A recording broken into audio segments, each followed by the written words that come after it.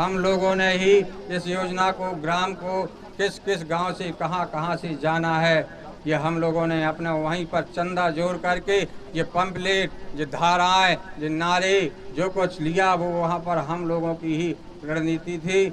और हम सभी एक है, सब लोगों ने वहाँ पर तारीख घोषित की कि 26 तारीख से हम लोग ढोड़न से निकलेंगे और ढोड़न गांव को जगाएंगे। शाम के पलकुहा पहुँचे तो पलकुहा में भी सभी लोगों को जगाया और सभी लोग पलकुहा से बहुत भारी सहयोग मिला। नर नारी बच्चे बूढ़े वृद्ध सभी लोग साथ गए। हमारे श्यामली नदी तक फरियानी के लिए जा रहे थे सुबह 27 तारीख को, तो नदी से हम लोगों ने कहा कि आप लोग लौट जाइए और सुखवाहा में महापंचायत 31 तारीख को जोड़ी जाएगी। तो 31 तारीख को सुखवाहा महापंचायत में सभी लोग आमंत्रित हैं और आइए। तो हमारे खरियानी पहुँचे, खरियानी में भी रैली निकाली और ये नारेबाजी की, सब लोगों को जगाया। खरियानी से चले मैनारी पहुँचे, मैनारी को भी सभी लोगों को जगाया, नारेबाजी की, गांव में रैली निकाली। मैनारी से रात के 7 बजे घटिया चलते हुए ब्रजपुरा पहुँचे हम लोग पैदल। ब्रजपुरा में रात विश्राम किया। सभी लोगों को ब्रजपुरा में बताया गया, ये बिजलाल भैया ब्रजपुरा वाले हैं, इन लोगों ने हमको हमारा बहुत साथ दिया, खाना पीना खवाया, पढ़ने बैठने की हमारी सब व्यवस्था की। उसके बाद हम सुबह वहाँ से नरहौली के लिए निकले। तो नरहौली में सभी लोग जुड़े। नरहौली में सभी लोगों का मैं हृदय से धन्यवाद देता हूँ। उनने हम रैली वालों को, पग यात्रा वालों का बहुत सम्मान किया और फूल माला से हम लोगों का सम्मानित किया है और कहा है कि हम आपके साथ हैं, आपके साथ सब जगह चलेंगे, लड़ेंगे, सरकार को हमारी मांग मानना पड़ेगी। नरहौली से हम पाठापुर के लिए चले तो नरहौली के सभी लोगों ने साथ दिया, पाठापुर तक हमारे साथ चले। पहाड़ चढ़ते हुए जो हमने कभी पहाड़ की रास्ता नहीं देखी थी, उस रास्ता से हमारे अमित भाई और हम पूरी रैली के पग यात्रा वाले पाठापुर पहुँचे। पाठापुर में सभी लोग जुड़े, सभी लोगों को सूचित किया, रैली निकाली। वहाँ से पाठापुर के लोगों को साथ लेकर के डुगरिया चले। डुगरिया से सभी लोगों ने रैली निकाली और डुगरिया में सभी लोगों ने का साथ मिला। डुगरिया से हम लोग रात के 8 बजे कदवारा आए। कदवारा में खूब सभी लोग भीड़ सहित जुड़े। रात के हम लोगों को बढ़िया खाना पीना खवाया, बिठारा और पढ़ने बैठने की संपूर्ण व्यवस्था की कदवारे वालों ने। हमारे साथ कदवारा वाले सभी लोग हैं, इमरत भैया हैं। तो कदवारे में रात भर रुके रहे। सुबह कदवारे से उठे तो हम थोड़ी पद यात्रा छोड़ करके किशनगढ़ चले गए गाड़ी में पेट्रोल डीजल के लिए और थोड़ा सा नाश्ता लेने के लिए। इसके बाद हमारे अमित भाई और कदवारा के लोग और पलकुहा, मैनारी, सुखवा, जो जो एक एक दो लोग जुड़ते गए, वो सभी लोग उसी पहाड़ से उतरते हुए बसधा आए। कदवारा से बसधा पहाड़ से उतरते हुए हम लोग आए। बसधा में रैली की। हमारे पलकुहा के युवा साथी 10-20 लोग रोड डेली मोटरसाइकिल यात्रा करते हुए सुबह हमारे साथ शामिल होकर के शाम के अपने वापस जाते थे घर और सुबह से फिर हमारे साथ हो जाते थे। तो हमने बसदा में जुड़े सब लोग बसदा से फिर इमली चौक के लिए गए। इमली चौक से भी सभी लोगों का सहयोग मिला। इमली चौक से रातई में 8 बजे कुपी पहुँचे। कुपी में 8 बजे से 10 बजे तक रैली की, सभी लोगों को समझाया और कुपी से रात के 10 बजे सैपुरा के लिए प्रस्थान हुए। तो सैपुरा कुपी के सरपंच के यहाँ भी बैठे, उनकी भी सलाह ली और उनने सब जनों ने अपना सहयोग जताया कि हम लोग सब जने साथ हैं आपके। फिर सैपुरा में रात विश्राम किया। सुबह विश्राम करके सैपुरा से हम लोग चले घुंगरी आए। घुंगरी में छोटा सा गांव आदिवासियों का है, लेकिन आदिवासियों ने बहुत सम्मान किया। सम्मान के साथ हम लोगों को रखा, पानी जो कुछ उनकी व्यवस्था करी हुई उनने व्यवस्था की। वहाँ से घुंगरी से हम लोग भौरकुआ आए रात के। तो भौरकुआ रात में 8 बजे आए और भौरकुआ में दुबे जी हन के यहाँ, यादव जी हन के यहाँ सब जनों को जगाया।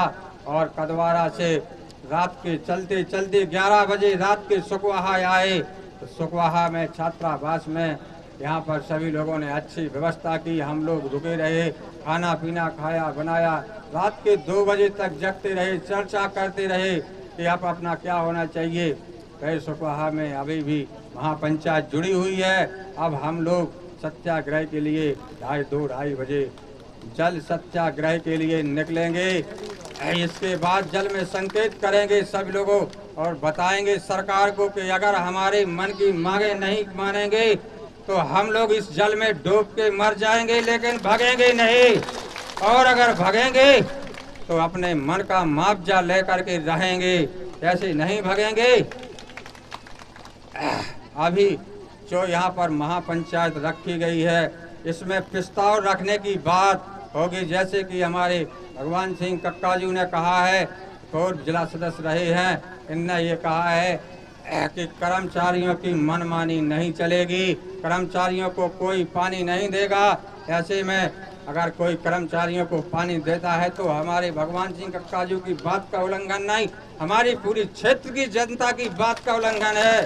इस बात का अमल किया जाए और इस बात पे ध्यान दे के सुना जाए कि कर्मचारी हम लोगों को बहुत ज़्यादा सता रहे हैं।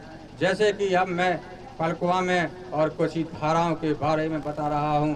बहुत दिनों से सुनते रहे कैन बेतवा में हमारे गांव को भगना है, सक्सुमा बांध में भगना है, हमारे दादा परदादा बुढ़े जवान हमारे पिताजी बब्बा सब एक्सपायर हो गए। सुनते सुनते अब हम लोग सुन रहे हैं कि हमको भागना है।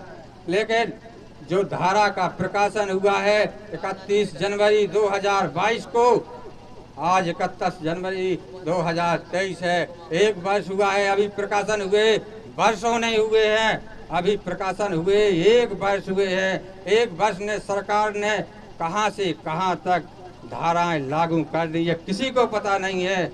हम सरपंच रहे, पिछली बार कहते रहे कि इसमें सरपंच की सहभागिता होती है, सरपंच से पूछ करके काम किया जाता है, लेकिन किसी कर्मचारी ने हमारी बात को ध्यान नहीं दिया, ना सुना। हमारे कक्काजू ने, भगवान सिंह ने भी इस बात को रखा कि हमको इसमें सदस्यता मिलना चाहिए, हमको इस क्षेत्र में संघीय कर्मचारियों के साथ सर्वे में लेना चाहिए, लेकिन किसी कर्मचारियों ने नहीं लिया, अपनी मनमानी करते रहे। इसलिए आप सबको एक होकर के रहना है, नारेबाजी करना है और लड़ना है, हाई कोर्ट तक चलना है। जब तक हमारी मांगें पूरी नहीं करेगी सरकार, तब तक हम शांत होकर के नहीं बैठेंगे। 2022 में 31 जनवरी 2022 में इस धारा का प्रकाशन हुआ, आज 1 वर्ष हुए हैं। ऐसे 1 वर्ष में लड़का बच्चों का खेल नहीं है कि जो हमको कुछ ना बताएं। हमारा मकान नाप लिया गया, हम पूछते रहे उनसे कि हमारे इस मकान की क्या कीमत है, किसी कर्मचारी ने नहीं बताया। मैंने एसडीएम साहब से स्वयं कहा था कि हमारे मकान की कीमत बताइए, इसके बाद इस मकान को नापिए, हम लोगों को पैकेज बताइए, इसके बाद हम लोग भागेंगे। धारा 11 का प्रकाशन कर दिया, धारा 12, धारा 13, 14, 15, 16 और धारा 19 में विवन वाचन कर दी। 22 तारीख को फलकुआ खरियानी ढौड़न और 23 तारीख को सुखवाहा में विवन वाचन करने पटवारी आए थे, लेकिन हम लोगों को ये नहीं बताया गया कि हम तुम्हें भगाने के लिए आए हैं। अब हम लोगों को भगाया जाता है, गुमराह किया जाता है, 2-2, 4-4 लोगों को लेकर के, लेकिन हमको गुमराही में नहीं आना है, संघर्ष करना पड़ेगा। हमारे बच्चों का भविष्य है, हमारा भविष्य है और हम लोगों को मुआवजा अच्छे से अच्छा चाहिए। सरकार की मनमानी नहीं चलेगी, नहीं चलेगी, नहीं चलेगी, हमारी मनमानी चलेगी। हम जनता हैं, जनता के सहयोग से विधायक बनते हैं, जनता के सहयोग से सांसद बनते हैं, जनता के सहयोग से मुख्यमंत्री बनते हैं और जनता के सहयोग से प्रधानमंत्री बनते हैं। योजना को वो ले आते हैं, जैसे हमारी योजना प्रधानमंत्री जी ले आए हैं कैन बेतवा, लेकिन उनने हमारे कानूनों का उल्लंघन नहीं किया है। कर्मचारियों से कहा है कि जाकर के घर घर पूछिए कि इनकी क्या मांगे हैं, लेकिन कर्मचारी नहीं पूछते। आप बताइए, जैसे इस गांव सुखवाहा में बाकी बिहारी जी का मंदिर है क्या ये प्राइवेट है या सरकारी है। अगर ये प्राइवेट है तो प्राइवेट पैसा मिलना चाहिए इस मंदिर का, ऐसा नहीं कि एसडीएम के खाते में पैसा जाए। हो सकता है एसडीएम हम जिस गांव जाएं उस गांव में मंदिर बनवाए या ना बनवाए, लेकिन अगर हमारे गांव की समिति को, गांव के वरिष्ठ लोगों को इस समिति का अध्यक्ष बनाया जाएगा, इस मंदिर का पैसा दिया जाएगा, तो वो खा नहीं पाएंगे। उस मंदिर का निर्माण होगा, जहाँ जाएंगे हम वहाँ मंदिर का निर्माण होगा। जैसे कि हमारे गांव में 5 मंदिरों का हनन हुआ है और 5 मंदिर सरकार ने नीलाम कर दिए, अपने नाम कर लिए। वो मंदिर हमारे गांव वालों के बनाए हैं। हमारे गांव में भी बिहारी जी का मंदिर है, वो भानियों का पैसा लगा हो या ग्रामवासियों का पैसा लगा हो, लेकिन पैसा जनता का लगा है, सरकार का नहीं लगा है उस मंदिर में पैसा। लेकिन सरकार ने ये सोच लिया कि ये मंदिर सरकारी है, क्या हमको आगे चल के पूजा नहीं करना है कि हमको मंदिर नहीं जाना है, हमें जाना है, हमारे देखे जाते रहे, हमारा ये धर्म है। हमारे पलकुहा में रैकवार समाज के हनुमान जी मंदिर को रैकवार समाज से नहीं पूछा गया और मंदिर को सरकारी कर दिया गया। सरकार ने अठन्नी उस मंदिर में नहीं लगाई, लेकिन सरकारी कैसे हो गया? उसको सरकारी नहीं होना चाहिए, वो प्राइवेट है, समाज का है, समाज का रहना चाहिए। हमने एक मंदिर पे हनुमान जी मंदिर राजघाट के, वहाँ पर बाउंड्री बनवाई। हमारे कक्काजू ने 3 लाख अपनी निधि से रुपया दिया और उसमें कुछ सहयोग मैंने स्वयं किया। मैंने वहाँ पर एक बंगला बनवाया, 2 कमरे बनवाए, लेकिन सरकार ने उस कमरों को, उस बंगले को, उस मंदिर को सरकारी घोषित कर दिया। एसडीएम के का मंदिर नहीं है, मंदिर हमारे गांव वालों का है, गांव वालों का सहयोग है उस मंदिर में। हमने एक देवी मंदिर बनवाया और उसमें किसी सरकार का अठन्नी नहीं लगाया। मैं सरपंच जरूर था, अपने घर से लगाया। एक आदिवासी हरदो, उसने मंदिर में निर्माण की शुरुआत की, उसने अंदर मंदिर बनाया। क्या उस हरदो से पूछा गया या किसी गांव वाले से पूछा गया? नहीं पूछा गया। अपनी मनमानी की पटवारी ने, और पटवारी से हम पूछते रहे कि ऐसी मनमानी आपकी नहीं चलेगी, हम गांव वालों से पूछना पड़ेगा आपको। हमारे मंदिर, हमारे जेठों का नाम, हमारे गांव का नाम, क्षेत्र का नाम सरकार के नाम कैसे हो जाएगा? लेकिन इसका कोई जवाब नहीं दिया, ना तो एसडीएम साहब ने जवाब दिया, ना पटवारी साहब ने जवाब दिया।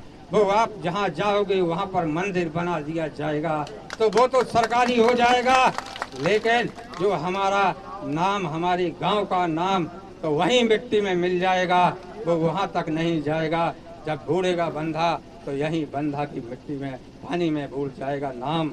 लेकिन हमारा नाम, जैसे हमारे भगवान सिंह कक्काजू पिछली बार जिला सदस्य रहे और उनने गांव में विकास किया।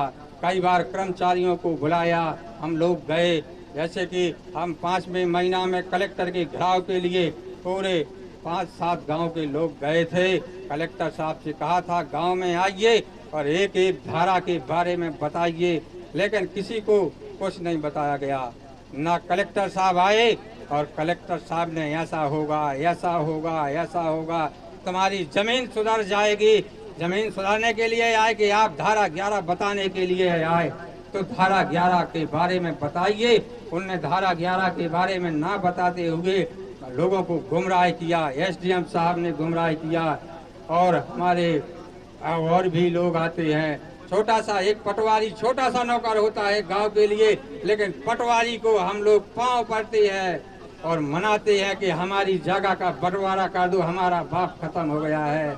हमको ये नहीं पता है कि कैसे होता है, हम तो सीधी सीधी हिंदी जानते हैं कि बाप खत्म हो गया है। फौती नामांतरण होना है, फौती नामांतरण करने का पैसा मांगता है और ये गांव वाले और हम लोग सभी पैसे देकर के नामांतरण कराते हैं।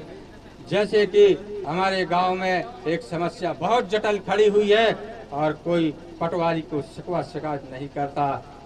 तो जो है रैकवार की जमीन शंकु रैकवार के नाम और नत्थू हन के परिवार के नाम, उसने कोई गलत नहीं किया, उसके भाई बंद हैं। उसने उस जमीन को 1/3 करने को कहा। ऐसा नहीं पटवारियों को कहा कि हमारी पूरी जमीन इन लोगों को दी जाए। पटवारियों ने अपनी मनमानी करते हुए उसको कंप्यूटर में 2 जनों के नाम, 1 जनों के काम, 1 जनों की तरह थोड़ी और ज्यादा, 1 जनों के और थोड़ी ज्यादा, बाप का हिस्सा बराबर बराबर मिलता है। अब उसको सुधारने के लिए 2 वर्ष से मैं स्वयं एसडीएम से कहा, कलेक्टर साहब से कहा, पटवारी साहब से कहा, किसी ने उस जमीन पे सुधार नहीं किया।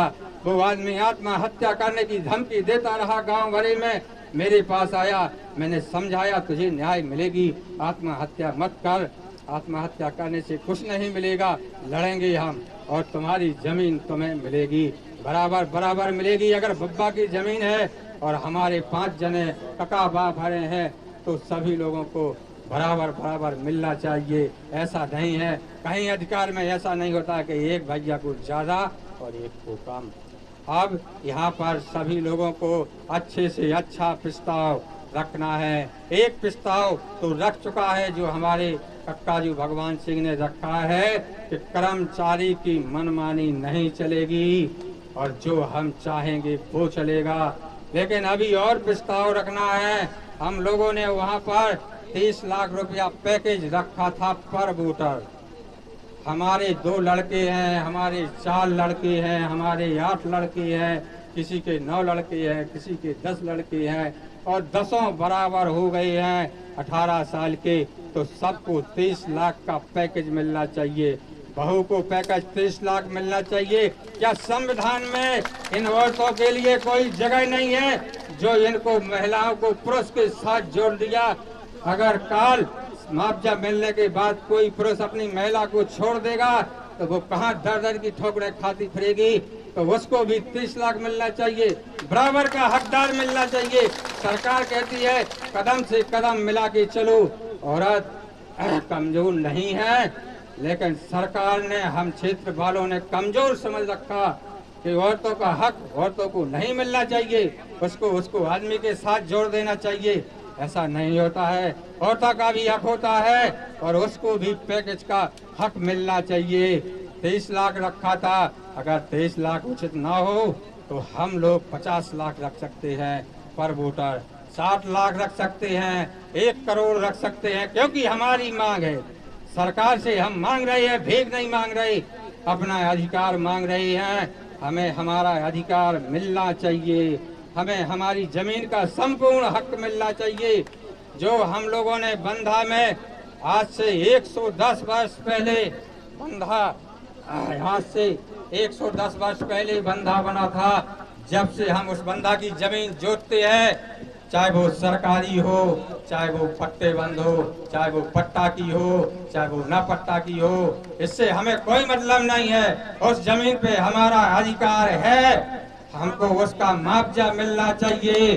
जिसकी जितनी जमीन है, चाहे वो 1 एकड़ में कब्जा किए, आधे एकड़ में किए, 5 एकड़ में किए, 10 एकड़ में किए, और जल्दी समाप्त कर रहे। हमारी समस्याएं हैं, हम इन समस्याओं को थोड़ा अपनी जनता के बीच रख रहे हैं। अगर न चाहना हो सरकारी जमीन का मुआवजा तो नहीं लड़ेंगे, लेकिन हमें उस सरकारी जमीन का मुआवजा चाहिए। 100 साल से हमारे बुजुर्ग, हमारे दादा परदादा, हम लोग रखाए रहे हैं और हम उस जमीन का मुआवजा लेकर कर रहेंगे। सरकारी होगी तो क्या होगा, उसको रखाया तो हमारे जेठों ने है, हमारे पुरखों ने रखाया है। हमारे यहाँ नीलामी होती थी, आन गांव के दादा राजा महाराजा नीलामी में आते थे। हमारे यहाँ भी कुछ लोग हैं जिनने 50 रुपया एकड़ कीमत रखी थी और हम गांव वालों को उस 50 रुपया एकड़ पे जमीन मिलती रही। फिर उसके बाद 98 में 3 वर्ष के लिए रसीदें कटवाई गई, तो 3 वर्ष के लिए 200 रुपया में रसीद कटवाई गई थी। आज भी वो रसीदें हम लोगों के पास रखी हैं। हम उस रसीदों के आधार पर लड़ेंगे और हम लोगों को उस रसीदों के आधार पर मुआवजा मिलेगा। जो 50 लाख रुपया हेक्टर हमने शर्त रखी है, अगर ये कम है तो हम इस शर्त को आज महापंचायत में बढ़ा सकते हैं। और हमारे मकान की कीमत 2500 रुपया वर्ग फुट रखी हम लोगों ने।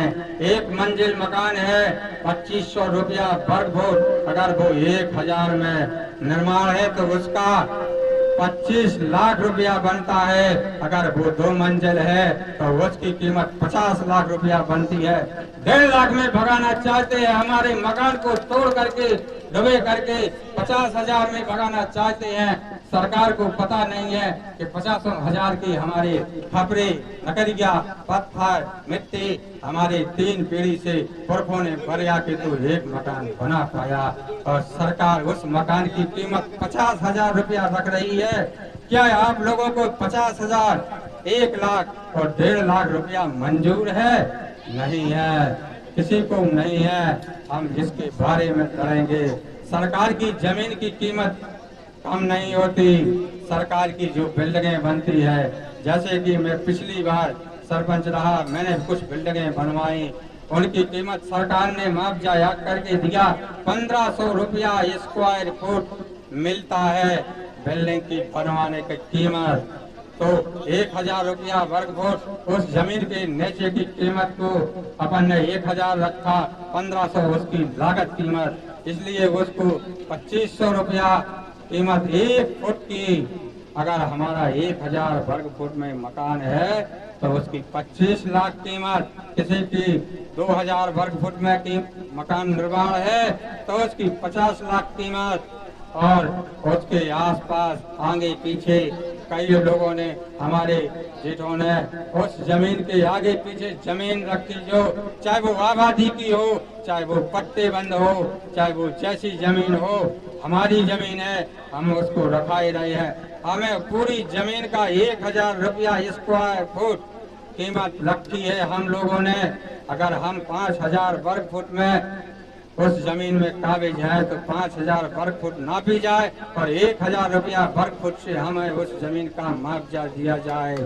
और जो हमने पट्टे बंद जमीन की कीमत 50 लाख रुपया हेक्टर रखी है, 50 लाख रुपया हेक्टर अगर कम पड़ रही हो तो हम लोग 60 लाख, 1 करोड़ कुछ भी बढ़ा करके रख सकते हैं, क्योंकि हमारा अधिकार है। हम छोड़ना नहीं चाहते, सरकार छुड़ाना चाहती है। इस गांव से हम भागना नहीं चाहते। अगर सरकार की जरूरत है तो हमारे मन का मुआवजा देगी। और हम सभी लोगों को हृदय से धन्यवाद करते हैं। आप सभी लोग संगठित रहिए, लड़िए, चलिए एक साथ कदम से कदम मिला के। सरकार की मनमानी नहीं चलेगी, नहीं चलेगी, नहीं चलेगी, नहीं चलेगी। धन्यवाद।